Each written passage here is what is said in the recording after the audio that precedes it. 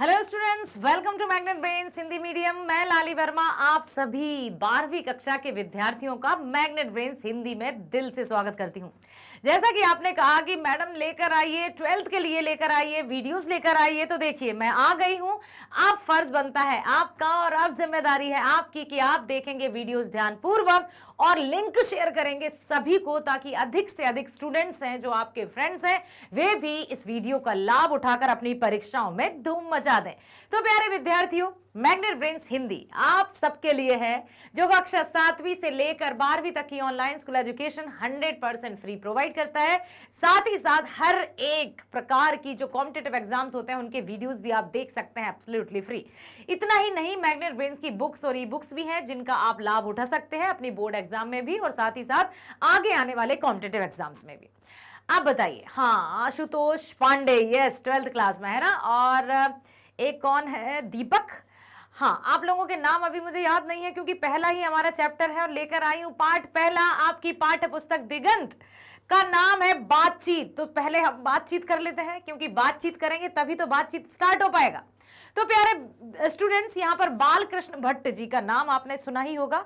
हम करेंगे इसी चैप्टर का कंप्लीट चैप्टर रिवीजन, जिसके अंतर्गत हम जानेंगे कहानी को भी कि आखिर बातचीत के माध्यम से क्या बातचीत करना चाहते हैं लेखक, और साथ ही साथ इसमें जो भी आपके पाठ्य पुस्तक में क्वेश्चंस दिए हैं उनको भी हम बहुत अच्छे तरीके से यहाँ समझेंगे। तो बस मैं यही कहूंगी कि एंड तक मेरे साथ बने रहना। आपका रुझान, आपके कॉमेंट ही बताएंगे कि जो आप कह रहे थे वास्तविक रूप में आप देख रहे हैं या ऐसा ही कह दिया।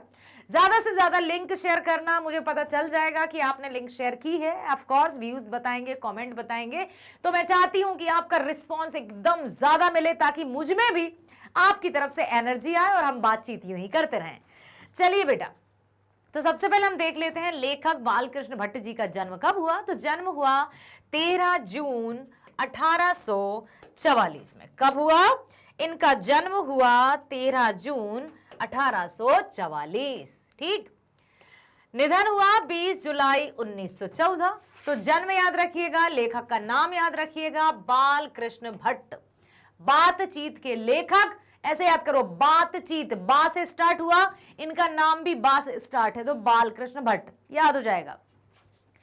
जन्म 23 जून 1844, मृत्यु 20 जुलाई 1914। ठीक है। निवास कहां के थे ये? इलाहाबाद, उत्तर प्रदेश। आधुनिक काल के भारतेंदु युग के प्रमुख साहित्यकार माने जाते हैं बालकृष्ण भट्ट। और साथ ही साथ पढ़ाने के साथ साथ मैं आपसे कुछ प्रश्न भी पूछूंगी, तो उन प्रश्नों के उत्तर मुझे चाहिए आपके कमेंट के माध्यम से। और पढ़ाने के साथ साथ मैं ये भी आशा करूंगी कि आप सभी ध्यानपूर्वक पढ़ेंगे, अपने आप का ख्याल भी रखेंगे, स्वस्थ रहेंगे, खुश रहेंगे, प्रसन्न रहेंगे। और आपका जो एग्जाम है कब होने वाला है? 7 फरवरी। यस, 7 फरवरी को जो आपकी परीक्षा है उसमें आप बेहतरीन तरीके से प्रदर्शन करेंगे, अपने आप को प्रस्तुत करेंगे और रिजल्ट बहुत अच्छा लेकर आएंगे। ऐसी अभिलाषा भी है और शुभकामनाएं भी है। बेटा देखो, बातचीत जैसे हम करते हैं तो किसी से भी बात करके ही हम उस व्यक्ति के व्यक्तित्व के बारे में जान पाते हैं कि अमुक व्यक्ति कैसा है, अमुक व्यक्ति का चरित्र कैसा है। कहते हैं ना कि व्यक्ति का व्यवहार ही उसके व्यक्तित्व का आईना होता है। हम किसी के व्यवहार के माध्यम से ही उसका आकलन कर सकते हैं कि इसके संस्कार क्या रहे होंगे, इसकी परवरिश क्या रही होगी, इसका जो घर परिवेश का माहौल है वो क्या रहा होगा। कैसे? बातचीत के माध्यम से। सिर्फ 1-2 बार की भेंट या बातचीत से नहीं होता है। नियमित रूप से हम जिससे भेंट करते रहते हैं, वार्तालाप करते रहते हैं, बातचीत करते रहते हैं, तो उससे हमें व्यक्ति की पर्सनालिटी और व्यक्तित्व का पता चल जाता है। यही इन्होंने बताया है। तो बातचीत शीर्षक निबंध आधुनिक काल के प्रसिद्ध निबंधकार बालकृष्ण भट्ट जी द्वारा लिखा गया है, जिसमें वाक शक्ति को लेखक ने ईश्वर का वरदान कहा है। बिल्कुल, जो वाक शक्ति है वो ईश्वर का ही तो वरदान है। यदि ईश्वर हमें वाक शक्ति मतलब बोलने की शक्ति। वाक शक्ति क्या होता है बेटा? बोलने की शक्ति या बोलने की क्षमता। ठीक है, यही है वाक शक्ति। तो ये परमात्मा का दिया गया उपहार ही तो है हमारे लिए। बालकृष्ण जी कहते हैं कि वाक शक्ति अगर मनुष्य में ना होती तो ना जाने इस गूंगी सृष्टि का क्या हाल होता। यदि बोलने की कला या बोलने का हुनर ईश्वर ने नहीं दिया होता तो हम कैसे रह रहे होंगे? हम भी अन्य प्राणियों की तरह रह रहे होते। मैं क्या कहती आपसे, आप क्या देखते? बस इस तरह से मूक या साइलेंट वे में हम कैसे बात कर सकते, कैसे अपने विचारों को अभिव्यक्त कर सकते, कैसे अपनी भावनाओं को व्यक्त कर पाते?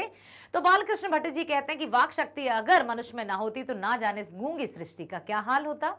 वे आगे कहते हैं कि बातचीत में वक्ता को स्पीच की तरह नाज नखरा जाहिर करने का मौका नहीं दिया जाता। मतलब यदि नॉर्मल हम बातचीत की बात करें, जैसे अभी मैं आपके समक्ष आपका चैप्टर पढ़ा रही हूं, तो मुझे अपने हाव भाव अधिक स्पष्ट रूप से व्यक्त करने होंगे ताकि आपकी समझ में स्पष्ट रूप से आ सके। यदि नॉर्मल हम बातचीत करें, यदि आपसे हमारी भेंट हो तो हम बिल्कुल नॉर्मल बात करेंगे, और सुनाइए कैसा रहा, ये दुनिया भर की बातें, तो उसमें ज्यादा हमें अपने बॉडी लैंग्वेज को यूज करने की आवश्यकता नहीं आएगी। लेकिन यह भी एक अपना हुनर है कि कोई व्यक्ति कैसे अपने हाव भाव या एक्सप्रेशंस के माध्यम से खुद की बातों को या अपनी बातों को दूसरों को समझाने में सक्षम रहता है। वे आगे कहते हैं कि जैसे आदमी को जिंदगी मजेदार बनाने के लिए खाने पीने चलने फिरने आदि की जरूरत है, वैसे ही बातचीत भी अति आवश्यक है। जीवन जीने के लिए जिस तरह से खाना पीना रहना घूमना फिरना आदि की जरूरत होती है, इसी प्रकार से बातचीत की भी जरूरत होती है। गूंगा गूंगा मतलब एकदम चुप चुप व्यक्ति कब तक रहेगा? कुछ दिन रह सकता है, लेकिन फिर तो कहेगा अरे यार मुझे अब वो बात करनी है, कहाँ है मेरे फ्रेंड्स, कहाँ है मेरे परिवार वाले।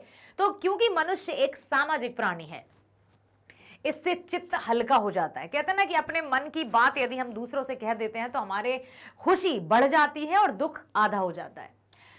और जो भी हमारे मवाद जो हृदय में जमा रहता है वो भी भाप बनकर उड़ जाता है। मवाद यहाँ का है दुखी या व्यथित या ऐसी हमें दुखी करने वाली कोई बात होगी, कोई घटना होगी जो हमारे मन में ही चुभ रही है, यदि हम बात करके व्यक्त कर देंगे तो वो भी भाप की तरह उड़ जाएगी। और लेखक ने बातचीत के प्रकार को भी बताया है। एडिसन मानते हैं कि असल बातचीत सिर्फ दो व्यक्तियों में हो सकती है। यदि किसने कहा ये भी याद रखिएगा, उन्होंने कहा है कि असल में जो बातचीत है वो दो व्यक्तियों के बीच में ही हो सकती है, अर्थात जब दो लोग होते हैं तभी अपना दिल एक दूसरे के सामने खोल पाते हैं। तीसरे होते हैं तो बातें तो कई होंगी, लेकिन बिल्कुल सही कहा है, मन की बात नहीं हो पाती है। सबसे बहुत सारी बात होंगी, लेकिन जो हम बात करना चाहते हैं वो सिर्फ दोनों के आपस में होने से होगी। ठीक है, जैसे तीन लोगों के बीच बातचीत अंगूठी में जुड़ी नग जैसी होती है, चार लोगों के बीच की बातचीत केवल फॉर्मेलिटी होती है।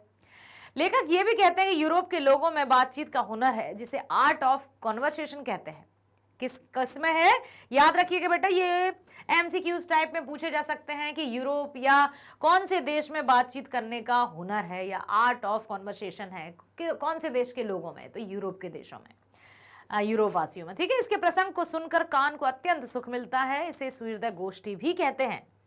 मतलब इतना जैसे कोई बात कर रहे हो या कोई बात करता है तो कहते हैं ना यार वो बात करते तो ऐसा लगता है जैसे फूल झड़ रहे हो, कितने भी घंटों उनको हम सुन सकते हैं। जब कोई अच्छा व्यक्ति, बहुत अच्छा वक्ता जब अपने विचारों को व्यक्त करता है तो हमें बोरिंग फील नहीं होती है, हम ऊबते नहीं है कि बस बस भाई बस करो, ऐसा नहीं कहते हैं, सुनते ही चले जाते हैं। समय का पता ही नहीं चलता था कि कब शुरू हुआ और कब खत्म हुआ।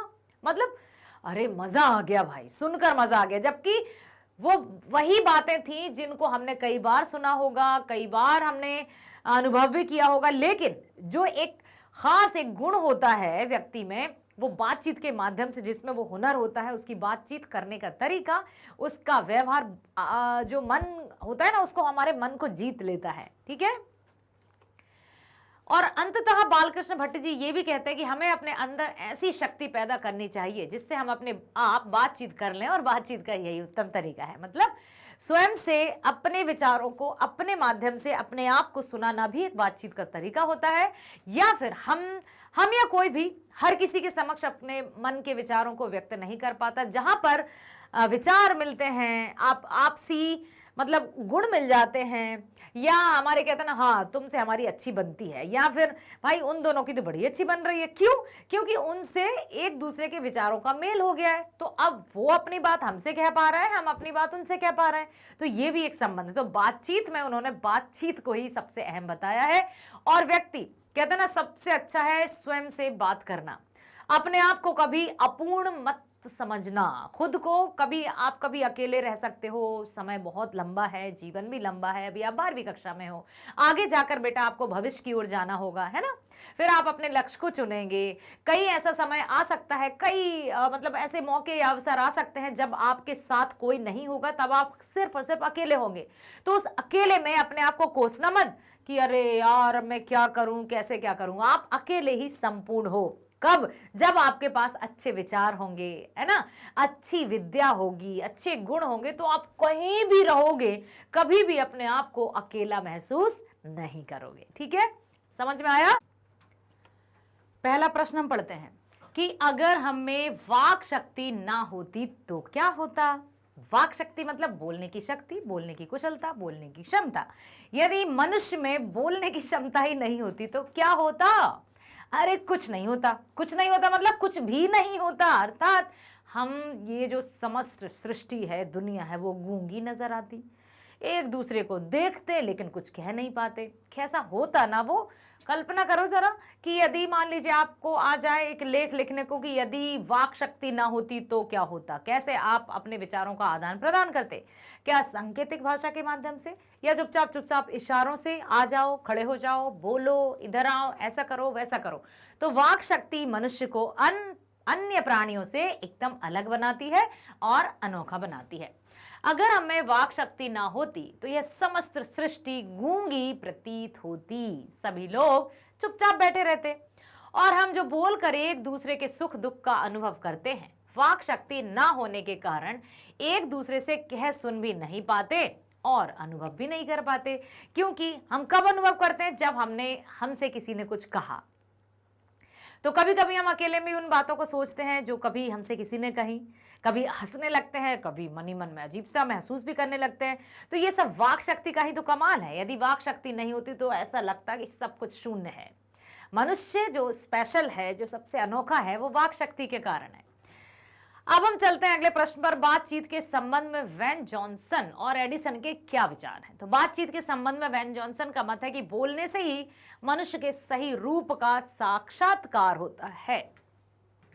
साक्षात्कार मतलब इंटरव्यू। यस, ये बहुत ही उचित जान पड़ता है। एडिसन का मत है कि असल बातचीत सिर्फ दो व्यक्तियों के बीच ही हो सकती है, जिसका तात्पर्य जब दो आदमी होते हैं तभी अपना दिल एक दूसरे के सामने खोलते हैं या दिल की बात कह पाते हैं। जब तीन हुए तो वह बात कोसों दूर चली जाती है। कहा भी गया है कि 6 कानों में पड़ी बात खुल जाती है। यदि बात को कहते ना, भाई देख तू मेरा बेस्ट फ्रेंड है ना, हाँ तुम हमारे अच्छे मित्र हो ना, बस मैं तुमसे ही अपने मन की बात कह रहा हूं और मुझे पता है कि तुम इस बात को कहीं भी अन्य किसी से नहीं कहोगे। तो जब दो व्यक्तियों के बीच में जो वार्तालाप चलता है उसमें निजित्व बना रहता है। निजित्व समझते हो? प्राइवेसी बनी रहती है, एक हमारा सीक्रेसी बनी रहती है कि भाई हाँ हमारी बात सुरक्षित है। और वहीं पर यदि 3, 4, 5, 6 व्यक्ति हुए तो वो तो समझ लो पूरी दुनिया में हवा की तरह फैल जाती है। दूसरा ये कि तीसरे आदमी के आ जाते ही ये या तो वे दोनों अपनी बातचीत से निरस्त हो बैठेंगे या उसे निपट मूर्ख अज्ञानी समझा बना लेंगे। ठीक है। अब है जैसे कैसे कि जैसे गर्म दूध और ठंडे पानी के 2 बर्तन आसपास रखने से असर होगा। एक है हमारा गर्म दूध भरा हुआ है इसमें, ठीक है, और एक है हमारा ठंडा पानी एकदम फ्रिज से निकाला हुआ बॉटल। अब ये दूर दूर रखें तब ठीक है, लेकिन इनको बिल्कुल सटा के रख दिए जाएं। यदि यही चीजें बिल्कुल निकट करके रख दी जाएं तो अब मुझे बताओ पानी गर्म होगा या दूध ठंडा होगा? सब कुछ। यस, पानी गर्म भी हो जाएगा और दूध ठंडा भी हो जाएगा। अर्थात जैसे गर्म दूध और ठंडे पानी के 2 बर्तन पास पास में रख दें तो असर होगा, जैसे सटा कर रखे जाएं तो एक का असर दूसरे में पहुंच जाता है, अर्थात दूध ठंडा हो जाता है और पानी भी गर्म। वैसे ही 2 आदमी आपस में पास में बैठे हो तो एक का गुप्त असर दूसरे पर पहुंच ही जाता है, चाहे एक दूसरे को देखें भी नहीं। तब बोलने को कौन कहे, एक के शरीर की विद्युत या जो बिजली है वो दूसरे में प्रवेश करने लगती है। जब पास बैठने का इतना असर होता है तो बातचीत में कितना असर होता होगा, इसे कौन स्वीकार नहीं करेगा। समझ में आया? कितने अच्छे उदाहरण के साथ उन्होंने बताया कि यदि ये है दूध, ठीक है, ये गर्म दूध रखा है, एक में ठंडा पानी है, बिल्कुल ठंडा पानी, बर्तन यदि दूर दूर हैं तब ठीक है, लेकिन बर्तनों को यदि सटाकर रख दिया जाए तो दूध ठंडा हो जाता है और पानी गर्म हो जाता है। तो जब इस तरह की वस्तुओं में ये असर होगा तो हम तो सजीव हैं, हम तो सर्वशक्तिमान हैं। कभी कभी कोई व्यक्ति बैठा रहता है तो कहता ना कि हाँ, आपके साथ बैठने से बड़ी पॉजिटिव एनर्जी मिलती है, ऐसा कहा होगा ना। हाँ, आपके साथ रहने से मतलब अच्छा लगता है, आपका सानिध्य या आपका साथ मुझे बहुत अच्छा लगता है। जब किसी के बिना बोले ही इतना प्रभाव होता है तो बातचीत से कितना प्रभाव होता होगा, ये बताया है लेखक जी ने। अब है आर्ट ऑफ कॉन्वर्सेशन। क्या है भाई? आर्ट ऑफ कॉन्वर्सेशन या बातचीत करने की कला। तो आर्ट ऑफ कन्वर्सेशन बातचीत करने की एक कला है जो यूरोप के लोगों में ज्यादा प्रचलित है। अब बेटा यहां पर यह बताया कि जब यूरोप के लोग आर्ट ऑफ कन्वर्सेशन में इतने माहिर हैं तो हम क्यों नहीं बन सकते? हम अपनी व्यवहारिक भाषा में कुशलता प्राप्त क्यों नहीं कर सकते? अर्थात हम कर सकते हैं। हम भी अपने विचारों में उत्कृष्टता लाकर, अपनी वाणी में मधुरता लाकर, अपनी बातचीत में शहद घोलकर अच्छे अच्छे शब्दों का प्रयोग कर सकते हैं और हम भी आर्ट ऑफ कन्वर्सेशन में ऊंचाई पर जा सकते हैं। भारत भी उसमें आर्ट ऑफ कन्वर्सेशन में या बातचीत करने की कला में सबसे ऊपर जा सकता है। ये करना होगा आपको, हमको, हम सबको, ठीक है। इस बातचीत की प्रविधि की पूर्ण शोभा काव्य कला प्रवीण विद्या मंडली में है। ऐसी चतुराई के साथ इसमें प्रसंग छोड़े जाते हैं कि जिन्हें सुन कान को अत्यंत सुख मिलता है। अब आर्ट ऑफ कन्वर्सेशन किसे कहेंगे? जो बातें सुनकर बहुत अच्छा लगे, कानों को ठंडक मिले, मन को सुकून मिले, वही बात अच्छी होगी। साथ ही इसका अन्य नाम शुद्ध गोष्ठी भी है। शुद्ध गोष्ठी की बातचीत को यह तारीफ है कि बात करने वालों की जानकारी अथवा पंडिताई का अभिमान या कपट नहीं, कपट कहीं एक बात में ही प्रकट नहीं होता। अब सोचो आप बेटा, कितने अच्छी बात बताई है यहां पर। शुद्ध गोष्ठी या आर्ट ऑफ कन्वर्सेशन कि जो भी आर्टिस्ट या एक कलात्मक या बुद्धिमान व्यक्ति है, श्रेष्ठ व्यक्ति है, बहुत मधुर भाषी व्यक्ति है, मीठा मीठा बोलते हैं, ऐसा लगता है कि फूल झड़ रहे हो, ऐसा लगता है शहद घुल गई हो, ऐसा लगता है कोयल की मधुर मधुर ध्वनि हमारे कानों को भेद रही हो। अब साथ ही साथ उन्होंने ये भी बताया कि जो भी इसमें शामिल रहते हैं ना शुद्ध गोष्ठी में, उनको अपने आप पर रत्ती मात्र भी अभिमान नहीं होता है। वो जरा भी ये प्रकट नहीं करते कि देखो हम कितना अच्छा बोलते हैं, क्योंकि जहां ये अभिमान या घमंड जैसी भावना आ गई, वहीं से अच्छाई धीरे धीरे गायब होने लगती है, ठीक है। तो उनमें बिल्कुल भी अभिमान का भाव नहीं आता। वर्ण कर्ण रसाभास पैदा करने का अप्रकट नहीं होता, वर्ण कर्ण रसाभास पैदा करने वाले शब्दों को बरतते हुए चतुर सयाने अपने बातचीत को सरस रखते हैं। दयनीय स्थिति है कि हमारे यहाँ के पंडित आधुनिक शुष्क बातचीत में जिसे शास्त्रार्थ कहते हैं वैसा रस नहीं घोल सकते। कैसा?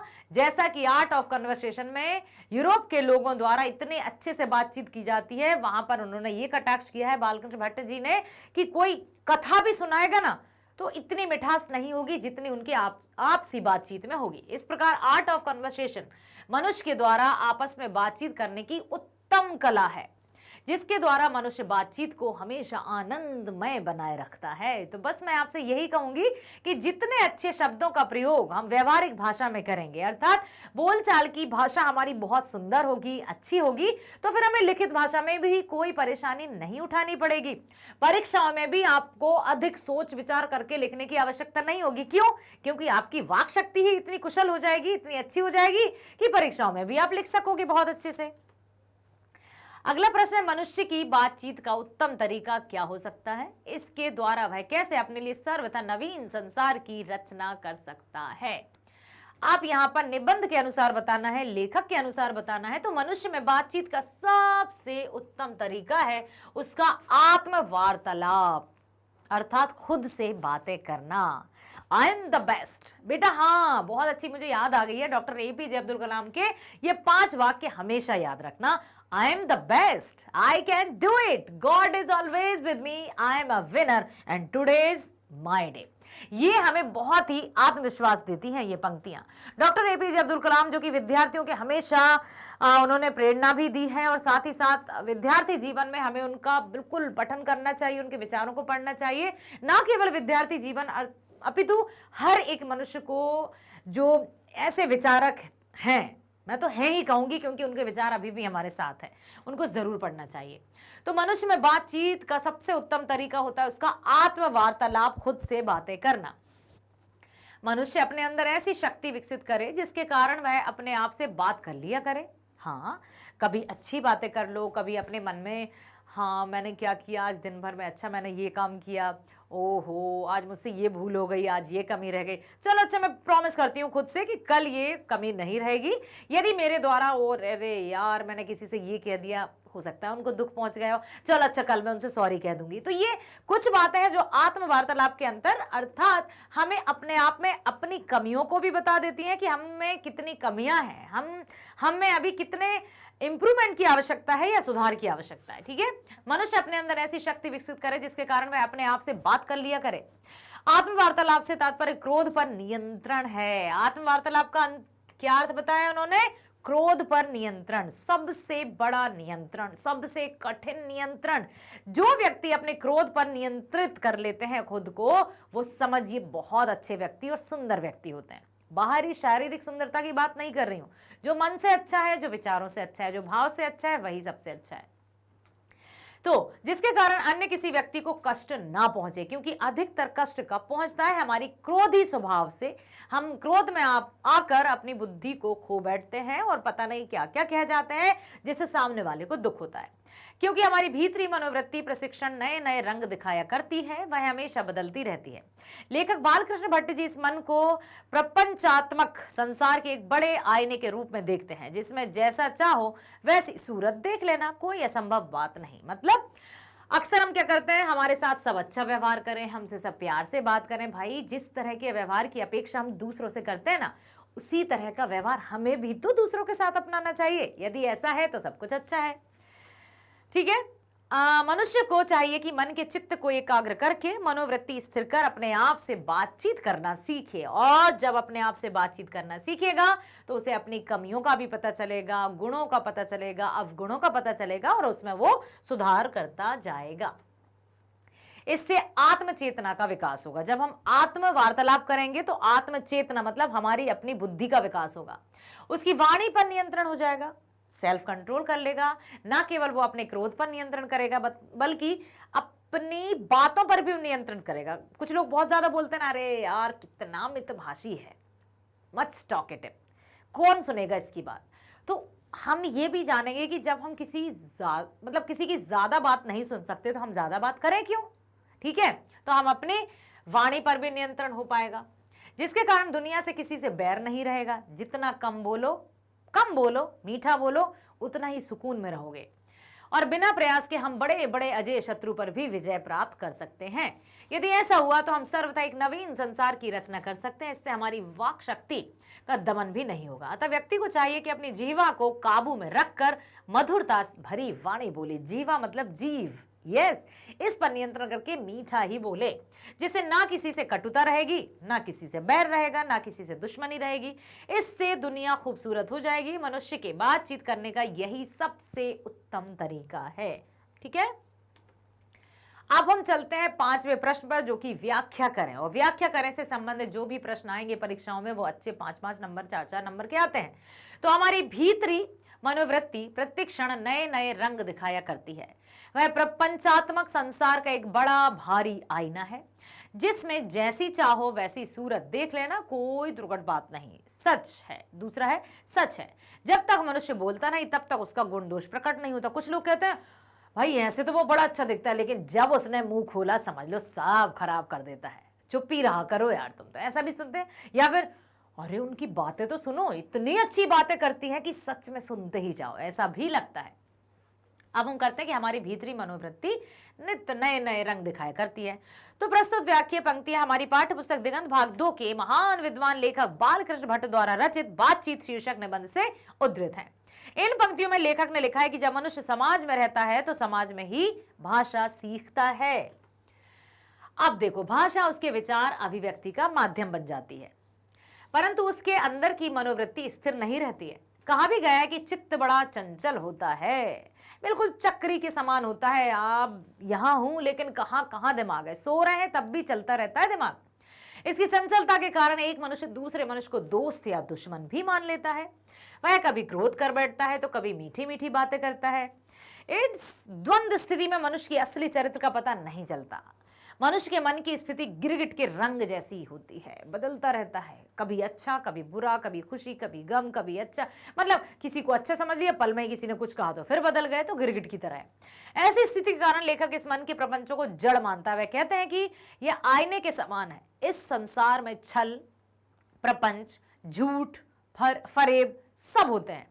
इसका सबसे बड़ा कारण मन की चंचलता ही तो है कि कोई हमारा शत्रु हो गया, कोई हमारा मित्र हो गया, कोई अकारण ही हमसे जलने लगा। ठीक है, विद्वान लेखक इस दुर्गुण को दूर करने के लिए सलाह भी देते हैं कि इससे बचने के लिए अपनी जीवा या मन पर नियंत्रण रखना होगा, अपने चित्र को एकाग्र करना होगा, कॉन्सेंट्रेट करना होगा, कम से कम बोलना होगा और कम बोलो और मीठा बोलो। ठीक है, माना कि हमारी जीवा स्वच्छंद चला करती है, वो किसी के नियंत्रण को में नहीं आती है, परंतु उस पर यदि हमारा नियंत्रण हो गया तो बड़े बड़े क्रोधाधिक अजेय शत्रु को बिना प्रयास किए हम अपने वश में कर लेंगे। यदि जीवा पर नियंत्रण कर लिया तो सब कुछ बहुत अच्छा। कुछ लोग होते हैं ना, भैया हम तो सच्ची कहते हैं। अरे मत कहो ना, किसने पूछा है कि तुम सत्यवादी हरिश्चंद्र बनो। जब आपकी बातों को वैल्यू दी जाए तब आप बात करो, अपने आप ही क्यों सच कहने के लिए प्रकट हो जाते हो। मत कहो, चुप रहो, सुनो। अब है दूसरा क्या था हमारा प्रश्न, कि सच है जब तक मनुष्य बोलता नहीं तब तक उसका गुण दोष प्रकट नहीं होता। तो प्रस्तुत व्याख्यान पंक्तियां हमारी पाठ्यपुस्तक दिगंत भाग 2 के बालकृष्ण भट्ट रचित बातचीत से ली गई है। लेखक इस निबंध के माध्यम से यह बताना चाहते हैं कि बातचीत ही एक विशेष तरीका होता है जिसके कारण मनुष्य आपस में प्रेम से बातें कर उसका आनंद उठाता है। लेकिन मनुष्य जब वाचाल हो जाता है, मच टॉकेटिव कहते हैं इसको अंग्रेजी में और हिंदी में वाचाल, अथवा बातचीत के दौरान अपने आप पर काबू नहीं रख पाता है तो वही सबसे बड़ा दोष भी बन जाता है। यदि हम बातचीत को सबसे बड़ा गुण कहते हैं तो बातचीत सबसे बड़ा दोष भी बन जाती है। कब? जब वाचाल हो, इतना बोलें कि सामने वाला भाग जाए। कि एक मूवी थी शायद कोई सी जिसमें परेश रावल जी हैं, परेश रावल जी ने मुख्य भूमिका निभाई थी। क्या क्या क्वेश्चन मार्क, मतलब सामने वाला चक्कर खाकर गिर जाता है। तो ऐसे वाचाल प्रवृत्ति के हमें कभी नहीं बनना है, अदरवाइज अन्यथा हमारा कहीं भी मान सम्मान नहीं हो पाएगा। ठीक है, परंतु जब वह बड़ी संजीदगी से सलीके से बातचीत करता है तो वही उसका गुण भी है। मतलब बातचीत करना गुण भी है और अधिक बातचीत करना दोष भी है। तो आपको गुण होना है आप में या दोष, वो हम पर निर्भर करता है। मनुष्य के मूक रहने के कारण उसके चरित्र का कुछ पता नहीं चलता है, परंतु जैसे ही कुछ बोलता है तो उसकी वाणी के माध्यम से गुण और दोष प्रकट होने लगते हैं। जब दो आदमी आपस में बात करते हैं तो दोनों अपने दिल एक दूसरे के सामने खोलते हैं, लेकिन कोई तीसरा व्यक्ति आता है तो बस फिर समझ में नहीं आता। इस खुलेपन में किसी की शिकायत, किसी की अच्छाई, किसी की बुराई होती है। इससे व्यक्ति का गुण दोष प्रकट होता है। वेन जॉनसन इस संदर्भ में कहते हैं कि बोलने से मनुष्य का साक्षात्कार होता है, उसकी पर्सनालिटी, उसके व्यक्तित्व का परिचय होता है, उसकी पहचान सामने आती है। यहाँ आदमी की अपनी जिंदगी मजेदार बनाने के लिए खाने पीने, चलने फिरने आदि की जरूरत होती है। वहां बातचीत की अत्यंत आवश्यक है। जहां कुछ मवाद, गंदगी या धुआं सा जमा रहता है, या बातचीत के जरिए भाव बनकर उड़ जाता है। बहुत सारे क्लेश, बहुत सारे दुख, ऐसे कि यदि हम जब तक किसी से नहीं कहते वो मन में घुट घुट घुट करके घुटन सी हो रही है, और जब हम कह देते हैं तो बड़ा अच्छा लगता है। कहने का आशय है कि मनुष्य के मन के अंदर बहुत प्रकार की परतें जमी रहती हैं, जिनमें कुछ अच्छी और कुछ बुरी बातें भी होती हैं, और ये बातचीत के दौरान हमारी जीवा या विचारों से प्रकट हो जाता है, और बोलने से ही मनुष्य के गुण और दोषों की पहचान भी होती है। ठीक है, अब चलते हैं हम प्रश्न पर, अगले प्रश्न पर। इस निबंध की विशेषताएं क्या हैं? ये जो निबंध है बातचीत, कभी सोचा था कि हम बातचीत पर भी बातचीत करेंगे? कभी सोचा था कि बातचीत पर भी इतना बड़ा व्याख्यान आ जाएगा हमारे समक्ष? लेकिन बालकृष्ण भट्ट जी ने ये यहां पर स्पष्ट कर दिया कि बातचीत भी बातचीत करने का सबसे अच्छा तरीका है। तो इस निबंध मतलब बातचीत के माध्यम से विद्वान निबंधकार ने बातचीत करने के लिए ईश्वर द्वारा दी गई वाक शक्ति को अनमोल बताया है, जो कि हमें, मनुष्यों को सभी प्राणियों से सर्वश्रेष्ठ बनाती है। और कहा है कि मनुष्य इसी स्थिति के कारण पशुओं से अलग है और बढ़कर है। बातचीत के विभिन्न तरीके जैसे आर्ट ऑफ कन्वर्सेशन, हृदय गोष्ठी, शुद्ध गोष्ठी आदि के बारे में बताया है, जिसके माध्यम से एक व्यक्ति दूसरे व्यक्ति से उत्तम तरीके से बातचीत करता है और आनंद लेता है। इस निबंध में दो विदेशी निबंधकारों एडिसन एवं वैन जॉनसन, इनका बेटा याद रखिएगा नाम, ये 1 मार्क क्वेश्चन में भी आ सकता है। ठीक है, तो एक है एडिसन, दूसरा है वेन जॉनसन के द्वारा मत दिया है, जिसमें एडिसन ने यह कहा है कि जब तक मनुष्य बोलता नहीं है उसके गुण दोष प्रकट नहीं होते, और वेन जॉनसन का मन था कि बोलने से ही मनुष्य के सही रूप का साक्षात्कार होता है। इन दोनों के सेंटेंसेस एज इट इज याद रखिए। एडिसन ने क्या कहा है? एडिसन ने कहा है कि जब तक मनुष्य बोलता नहीं है उसके गुण दोष प्रकट नहीं होते। वहीं पर जॉनसन ने क्या कहा है कि मनुष्य के बोलने से ही उसके साक्षात्कार हो पाता है या उसकी पर्सनालिटी या व्यक्तित्व का पता चलता है। ठीक है, निबंध में यह भी बताया है कि मनुष्य को अपने हृदय या मन पर काबू रख कर बातचीत करना चाहिए, ना तो अधिक बोलना चाहिए, नहीं तो बातचीत में जब वाचाल आ जाता है, मतलब बहुत अधिक बातें शामिल हो जाती हैं, तो वो सबसे बड़ा दोष भी बन जाता है। ठीक है, तो ये हमारी सबसे बड़ा गुण भी है और सबसे बड़ा दोष भी है। तो अब बातचीत को हम गुण में लाना चाहते हैं अपने अंदर या दोष में, ये हम पर निर्भर करता है। ठीक है बेटा, तो यदि ऐसा हो तो वह सर्वथा नवीन संस्कार की रचना कर सकता है, उसे कोई दुख विषाद नहीं झेलना पड़ेगा। बातचीत मनुष्य को अपनी जिंदगी मजेदार बनाने का एक जरिया भी है। लोग यदि बातचीत के दौरान चुटकीली बात कह सकते हैं तो लोग हंसने लगते हैं, जिससे प्रसन्न सुख भाव का बोध होता है। बातचीत मन बहलाव का भी माध्यम है, इसके कारण व्यक्ति लोकप्रिय और प्रसिद्ध भी हो जाता है। यस, अपनी वाणी के माध्यम से व्यक्ति विश्व प्रसिद्ध भी हो सकता है, सबका चहेता भी बन जाता है और अपने आप ही उसकी पहचान एक सुगंधित पुष्प की तरह फैल जाती है। तो बातचीत मतलब वाणी ही है जो मनुष्य को अच्छा या बुरा बना सकती है। वाणी ही है जो मनुष्य को प्रसिद्ध या विख्यात या कुख्यात भी बना सकती है। तो अपने विचारों में, अपनी वाणी में, अपने व्यवहार में बहुत अच्छी वाणी या अपनी भाषा का इस्तेमाल कीजिए, जिससे हम सभी का जो साक्षात्कार या इंटरव्यू या हमारी पहचान है या हमारी व्यक्तिगत पहचान है, वो सबके मन पर एक सकारात्मक प्रभाव छोड़े। ठीक है, इसी आशा के साथ मैं पूरी आशा और विश्वास करती हूं कि आप सभी ने बातचीत के माध्यम से ये सुन लिया है, समझ लिया है, और अब अपने व्यवहारिक भाषा में भी अच्छे शब्दों का आप इस्तेमाल करेंगे, जिससे कि आप परीक्षाओं में भी बहुत सुंदर तरीके से उत्तरों का निर्माण भी कर सको। यस, निर्माण क्यों? क्योंकि हमें रटना नहीं है, हम सुने हैं, हमने समझ लिया है, अब हम उनको अपने शब्दों में लिखेंगे, और जब हमारी व्यवहारिक भाषा उत्कृष्ट होगी तो हम अपने उत्तरों का भी निर्माण कर सकते हैं। तो बेटा, इसी तरह से हमारे साथ बने रहना। मैग्नेट ब्रेन्स आपके लिए। मिलते हैं एक और चैप्टर के साथ, एक नए वीडियो के साथ। स्वस्थ रहना, खुश रहना। Bye bye, thank you so much.